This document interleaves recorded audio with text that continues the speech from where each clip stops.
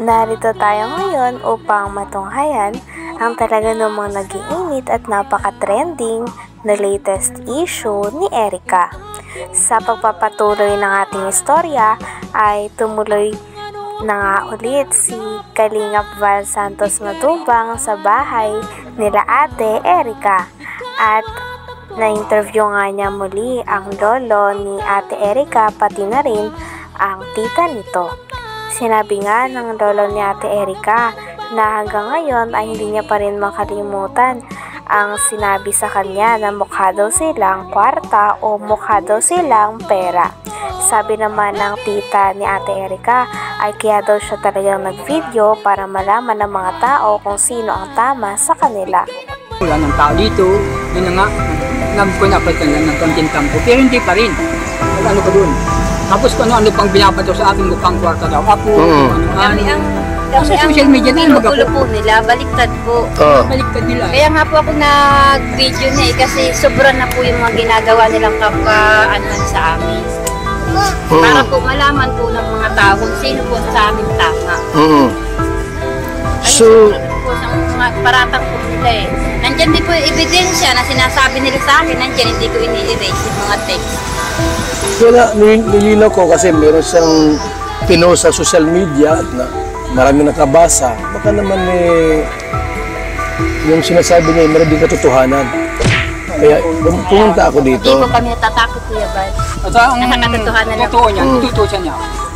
Ako ang marunong akong magkuhan sa Yan Kuya Bal, babae na yan. Ito yun. Opo, yan. Ito yan ha? Opo, yan.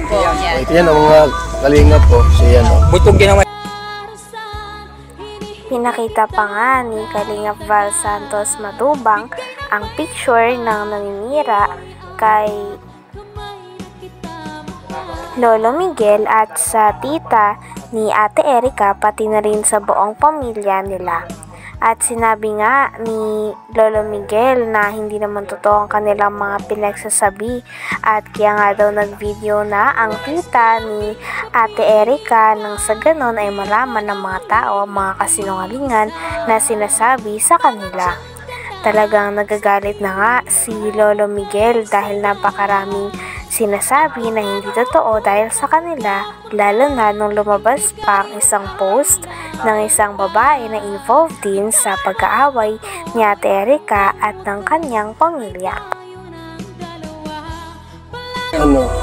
Nakialam sa buhay ninyo. Hindi ko po alam. Lagi po kausapin nila eh. Ano? Ano sinisira-siraan kayo? Hindi ko po nakikita. Ngayon lang yan. Ngayon ko lang nakikita sa telepon. Yung pong sabing niya, yung syuta po niya. Sino syuta? Ang pangalan. Jowa nito? Jowa po niya. May jowa ito, tumboy? Ang pangalan? Si Amy. Basta yung kung nagpunta dito po ng mga ilang.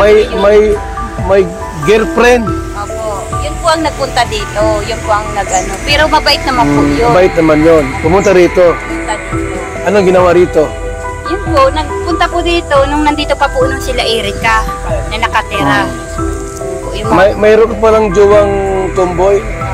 Wala mo bang pakialam dyan kung may jowa ka o wala? Pero mabait po yun. Yan lang. Ngayon,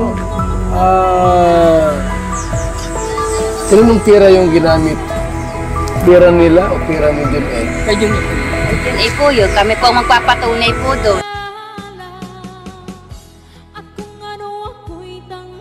Grabe at todo nga ang pagsalungat ng lolo ni Ate Erica sa mga message at post na binabasa sa kanya ni Kalingap Val Santos Matubang. Talagang walang katotohanan daw ang mga ito dahil lang totoo daw ang sinasabi nila. Talagang hindi nga din daw sila natatakot dahil alam din nila sa sarili nila na nagsasabi sila ng totoo. At kitang-kita din na naniniwala naman si Kalingap Val Santos Matubang sa sinasabi ng pamilya at lolo pati na rin ng tita ni Ate Erica. Grabe at patagal ng patagal ay mas lalo na nga umiinit ang mga balita tungkol sa issue ni Ate Erica. Sino nga ba ang talagang may mali sa issue na ito? Po, tumigil kayo kung ayaw ninyong malaman ang katotohanan ng mga tao na binabaliktad ninyo sa amin na wala naman kaming alam. Wala naman sa akin. Ayun, kasi andito lang po ako mga kalinga para i-clarify ito.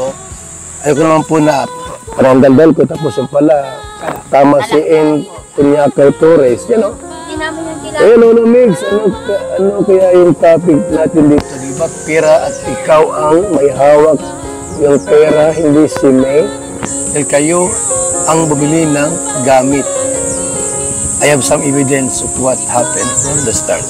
Yung pirang yun, ibinibigay lang sa akin para bumili ako ng mga mga gagamitan sa bahay. Pero nasa kanya ang pira, siya ang na-withdraw. Siya ang uli-uli mag-asawa sa dait. Doon na sila natutulog. Doon sila natulog. Pag makain sila at hindi gusto ulam dito, doon sila nakain sa dait. Sino? Yung sila? Mag-asawa. Sila May. Sila May, yung tatlo. Buhay Reyna. Sinabi pa nga sa post na talagang parang sobra na daw ang pamilya, lalo na ang tita ni Ate Erica at ang lolo ni Ate Erica sa kanya. Kaya naman pinagtatanggol nga ng post na ito si Ate Erica at ang kanyang ate. Talagang sabi nga ng lolo ni Ate Erica ay napakarami daw maling impormasyon doon at talagang pinaliwanag din ni Lolo Miguel ang kanyang sarili sa mga manonood. Talagang marami pa nga mga bagay na hindi nalilinaw tungkol sa issue na ito, kaya mareresolba pa kaya ang mga ito? Dahil nagagalit na nga talaga si Lolo Miguel pati na rin ang tita ni Ate Erica. Talagang habang patagal na patagal ay mas umiinit na nga ang issue nito. Sino nga ba ang tunay na may mali? Ang pamilya ba ni Ate Erica o sila Ate Erica at ang kanyang ate? Buhay rin na nga. Nangyayari. Ano? Talaga. Uuwihan dito ni isang mansanas, hindi man lang bigyan yung apo. Grabe naman. Ayun. Kaya po, kasi nungalingan po yung sinasabi po niya ni Amy Torres. Alam ko po na lagi yan kausap po ni May, magdamag-damag, magkausap po yan lagi dyan po sa kwarto. Yan po lagi ang magkausap. Saka si Sheila May. Umpisa pa po nung hindi pa po luminitaw si Sir John A, magkausap na po yan. Hanggang dumating si Sir John A, sila na po lagi ang magkausap hanggang ngayon. Sila po ang laging mag-uusap. Nasa likod po si Sheila May kay Amy Torres, siya po yung nagbibigay yata po ng update. Okay. Kaya kumakalat po. Bibigyan ng mga salita para kumalat sa kanila. Parang tinatakot pa kayo ah. Nandiyan po yung si Kuya Bal yung yung text nila na kami, gutom na aso, nandyan. Kunin mo daw. Tingnan natin. Kunin mo daw para Pinag-usapan din nila ang mga natanggap ni Ate Erica at ng kanyang ate na mula kay Sir Jun A. Kasama na nga ang pabahay, pati na rin ng NMAX na motor, pati na rin ng tricycle na tulong sa kanila. Grabe at napakarami nga natulong ni Sir Jun A kay Ate Erica at sa kanyang ate. Ngunit ang masamang part lamang ay naiwan nga ang pamilya ni Ate Erica at hindi sila sinama sa bagong bahay at parang kinalimutan na lamang sila na parang pula. motor. Naka-Erica po. Siya po Ginagamit niya. Ngayon, yung pira dito sa pagawa ng bahay, kaninong pira yan? Kay Sir Jordan rin na po po. So hindi lang Padalahan. kalating milyon ang nagastos niya. Malaking yeses yun. Nahigit mong 1 million yun. Ang alin? Ang halaga nun. Ang alin? Yung bahay ko yun. Itong bahay na ito, higit 1 milyon. Hindi ko makakapagod natin yung mga Ito kinuha po, ko mga nakakita. asawa nito. Yan. Ginawa ko O ayun ang ebidensya.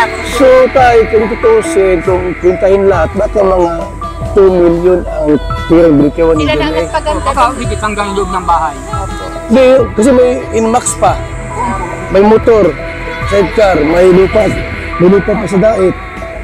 Grabe, mayaman si John A. pala, no? Kaya nga po sabi ko po, tumigil kayo kung ayaw ninyong malaman ang katotohanan ng mga tao na binabaliktad ninyo sa amin na wala namang kaming alam. Wala naman sa akin. Ayun, kasi alito. Hanggang dito na lamang muna ang ating napakainit, nagtitrending at talaga namang mas nakakaintriga na issue ni Ate Erica. Maraming salamat sa inyong panonood. Hanggang sa muli. Bye!